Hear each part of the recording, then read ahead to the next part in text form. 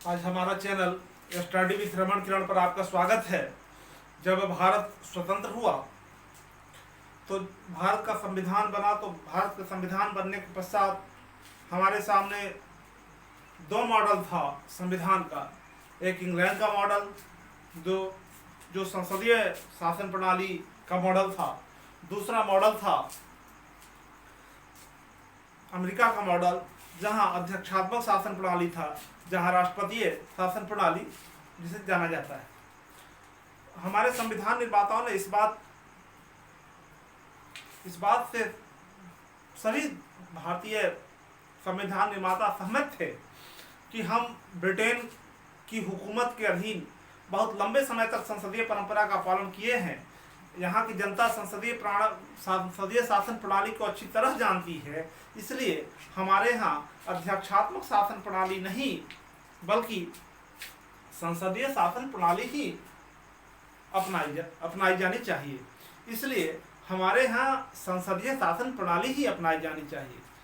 जैसा कि हम लोग जानते हैं, संसदीय शासन प्रणाली में व्यवस्थापिका तथा कार्यपालिका में अनुन्यासन संबंध होता है, जबकि अध्यक्षात्मक शासन प्रणाली में व्यवस्थापिका और कार्यपालिका पृथक होता है। हमारे यहाँ संसदीय शासन प्रणाली में एक वास्तविक प्रधान होता है, जैसे हमारे यहाँ प्रधानमंत्री, और एक नाम मात्र का प्रधान या औपचारिक प्रधान होता है, जैसे राष्ट्रपति। इंग्लैंड में भी वहाँ का राजा औपचारिक प्रधान है तथा वहाँ का प्रधानमंत्री वास्तविक प्रधान है। वहाँ तो ब्रिटेन में राज परिवार बहुत पहले से है, वहाँ राजा राज्य का नाम मात्र का प्रधान होता है। लेकिन हमारे देश में यह समस्या थी कि हम अपना नाम मात्र का प्रधान, औपचारिक प्रधान किसे घोषित करें। तो इसके लिए हमारे यहाँ राष्ट्रपति पद की व्यवस्था की गई। अनुच्छेद हमारा संविधान का भाग 5 का अनुच्छेद 52 यह कहता है कि भारत में एक राष्ट्रपति होगा। भारत में एक राष्ट्रपति होगा। अनुच्छेद 53 के अनुसार संघ की कार्यपालिका शक्ति राष्ट्रपति में ही निहित होगी। वह इन सारी शक्तियों का प्रयोग चाहे तो वह स्वयं करेगा या अपने अधीनस्थ कर्मचारियों के माध्यम से करेगा। यही वह शक्ति है जो संघ की सारी कार्यपालिका शक्ति राष्ट्रपति में निहित कर देती है। संवैधानिक व्यवस्था को देखने के पश्चात यह लगता है कि वास्तव में राष्ट्रपति ही देश का प्रधान है। लेकिन जब अनुच्छेद 74 के अनुसार यह कहता है कि राष्ट्रपति को सलाह एवं मंत्रणा देने के लिए एक मंत्रिपरिषद होगी, जिसका प्रधान प्रधानमंत्री होगा, और उसी की सलाह और मशविरा के अनुसार यह राष्ट्रपति कार्य करेगा। राष्ट्रपति को यह शक्ति होगी कि वह उसके सलाह को एक बार पुनर्विचार के लिए लौटा सकता है, लेकिन जब पुनः विचार के लिए पुनः उसे मंत्रिमंडल द्वारा पास कर भेजा जाता है, तो राष्ट्रपति उस सलाह के अनुसार कार्य करने के लिए बाध्य होगा। यही शक्ति सारी शक्ति यहाँ से इसको वास्तविक नाम मात्र का प्रधान बनाते हुए सारी शक्ति प्रधानमंत्री के पास, प्रधानमंत्री में या मंत्रिमंडल में निहित हो जाती है। जब संघ की सारी शक्ति राष्ट्रपति में निहित है, अब यहाँ हमारे संविधान निर्माताओं के सामने यह प्रश्न था कि इनका निर्वाचन कैसे किया जाए, निर्वाचन की रीति क्या होगी। क्योंकि वहाँ ब्रिटेन में तो यह पद वंशानुगत पद था, हमारे यहाँ वहाँ वंशानुगत पद था, हमारे यहाँ यह एक निर्वाचन का पद था। तो इसके निर्वाचन की रीति क्या होगी। तो अनुच्छेद 54 इस बात को निर्धारित करता है कि राष्ट्रपति का निर्वाचन कैसे होगा। राष्ट्रपति के निर्वाचन में राज्य की विधानसभा के निर्वाचित सदस्य तथा संसद के दोनों सदनों के निर्वाचित सदस्य भाग लेते हैं। इसमें भारत के राष्ट्रपति की निर्वाचन के लिए एक निर्वाचक मंडल की व्यवस्था की गई है। वह निर्वाचक मंडल ही भारत के राष्ट्रपति का निर्वाचन करता है। भारत का राष्ट्रपति भारत का प्रथम नागरिक होता है, इसलिए यह व्यवस्था की गई है कि फर्स्ट पास्ट सिस्टम नहीं, अर्थात जैसे हमारे यहाँ संसदीय प्रणाली में होता है, जैसे सांसद विधायक चुने जाते हैं कि जिस भी व्यक्ति को जो जिस निर्वाचन क्षेत्र से खड़ा होता है सबसे ज्यादा मत मिल जाता है, वह व्यक्ति निर्वाचित हो जाता है। लेकिन हमारे यहाँ यह सिस्टम लागू नहीं है, क्योंकि यह पूरे देश का प्रतिनिधित्व करता है। इसलिए इसके लिए राष्ट्रपति के निर्वाचन के लिए एक नई प्रकार की व्यवस्था अपनाई गई। वह व्यवस्था थी कि एकल संक्रमणीय पत्ती के आनुपातिक प्रतिनिधित्व प्रणाली के अनुसार राष्ट्रपति का निर्वाचन होता है। इसमें एक निश्चित कोटा तय किया जाता है, जिसका फॉर्मूला है कुल मत 2+1, अर्थात कोटा निर्धारित किया जाता है। जब तक इस कोटा को कोई प्राप्त न कर लेगा तब तक वह राष्ट्रपति निर्वाचित नहीं हो सकता। क्योंकि पूरे देश का वह प्रतिनिधित्व करता है, इसलिए यह उम्मीद की जाती है कि जो आधे से ज्यादा मत प्राप्त कर लेगा, जिसके पास बहुमत होगा, वही देश का राष्ट्रपति होगा। प्रधानमंत्री या अन्य पद पर देखते हैं कि जो ज्यादा सबसे मत प्राप्त कर लिया और अगर उसकी सदन में बहुमत हो गया तो वह प्रधानमंत्री हो जाता है, वह सरकार का गठन कर लेता है। लेकिन राष्ट्रपति चूंकि हमारे देश का प्रतिनिधित्व करता है, इसके लिए एक कोटा निर्धारित की गई। कोटा निर्धारित करने के लिए इसके राष्ट्रपति के निर्वाचन की एक रीति निर्धारित की गई। राष्ट्रपति के निर्वाचन की रीति है कि सबसे पहले हम राज्य की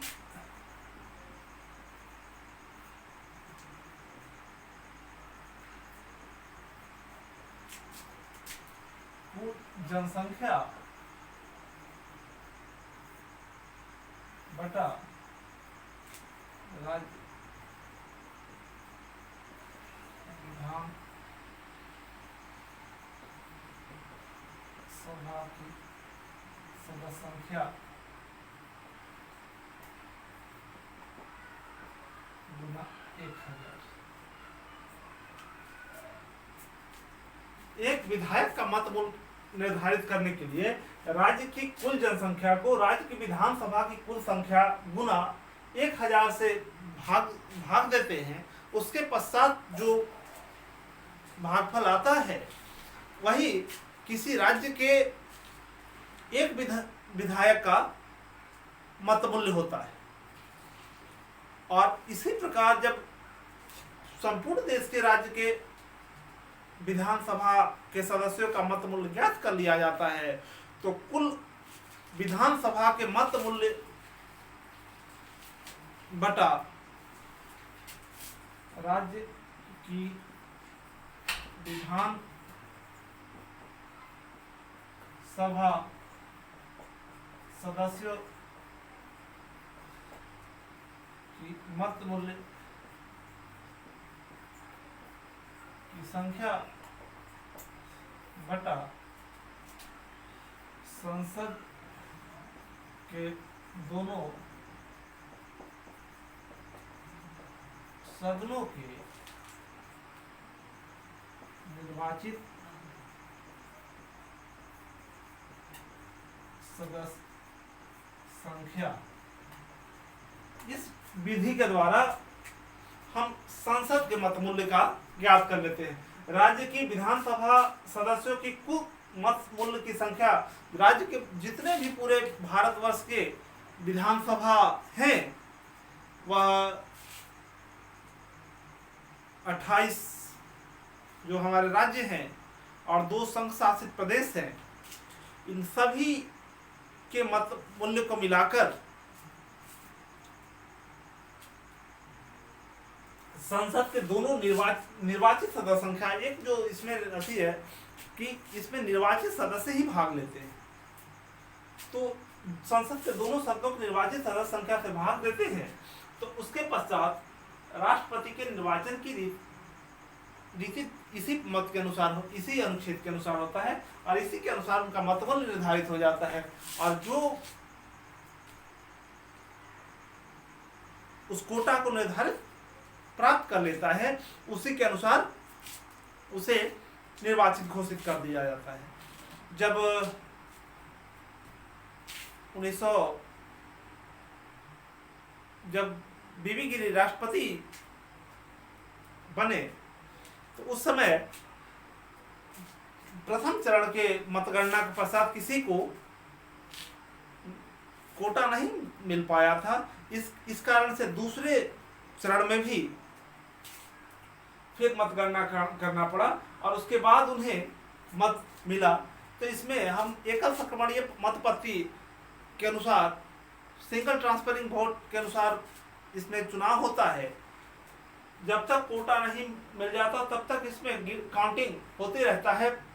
उसमें जो वोट देने की पद्धति होती है, प्रथम वरीयता, द्वितीय वरीयता, तृतीय वरीयता, चतुर्थ वरीयता, जितना तक चुनाव होता है वहां तक हमें वरीयता देना होता है।